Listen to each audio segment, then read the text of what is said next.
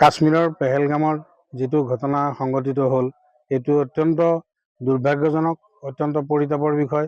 এনেকুৱা এটা নৰহত্যাৰ ঘটনা নিতান্তই নিন্দনীয়। নিন্দা কৰিও আমি এটা কথা কওঁ যে কাশ্মীৰ আজি নহয়, আজি বহু বছৰ ধৰিয়েই অশান্ত হৈ আছে।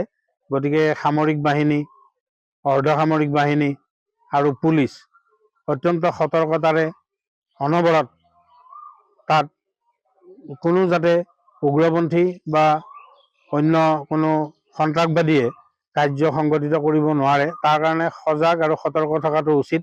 চৰকাৰৰ চোৰাংচোৱা সংস্থাবোৰো সক্ৰিয় থকাটো উচিত। ভাৰতবাসীয়ে সেইটোৱেই আশা কৰি আছিল। কিন্তু দুৰ্ভাগ্যজনকভাৱে পেহেলগামত এটা পৰ্যটক এলেকা, তাত পৰ্যটকক টাৰ্গেট কৰি এইবাৰ নিধন কৰিছে। গতিকে চোৰাংচোৱা ব্যৱস্থা, প্ৰশাসনীয় ব্যৱস্থা আৰু আৰ্মি বা পুলিচৰ যিটো ব্যৱস্থা, সেই ব্যৱস্থাৰ যে কোনো ভেলু নাই, যে তেওঁলোক যে আগতীয়াকৈ একো খবৰ নাপালে, এইটোতো অত্যন্ত দুৰ্ভাগ্যজনক কথা।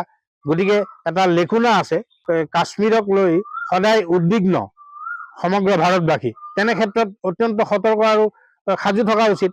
গতিকে এটা ডাঙৰ লেপছ, ছিকিউৰিটি লেপছ, যে ছিকিউৰিটি লেপছৰ কাৰণেই এই ঘটনাটো সংঘটিত হৈছে। গতিকে ইয়াত 100% চৰকাৰৰ দোষ আছে।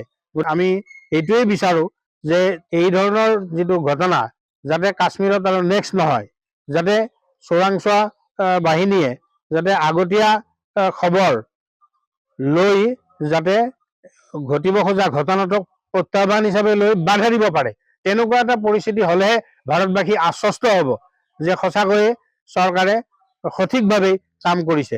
এতিয়া লক্ষ্য কৰিছোঁ যে তাত হিন্দু মুছলমানৰ কথা আনিছে।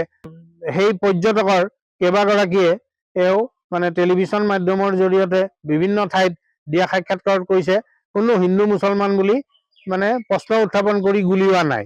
গতিকে সেই ধৰণৰ এটা বিকৃত প্ৰচাৰ হৈছে আৰু দেখা গৈছে যে এজন মুছলিম যুৱকেই এই সন্ত্ৰাসবাদীৰ হাতৰ পৰা বা উগ্ৰপন্থীৰ হাতৰ পৰা মানে বচাবৰ কাৰণে গৈ মৃত্যুবৰণ কৰিছে, যিয়ে ঘোঁৰা চলাই পৰ্যটকসকলক লৈ জীৱন নিৰ্বাহ কৰি আছিল।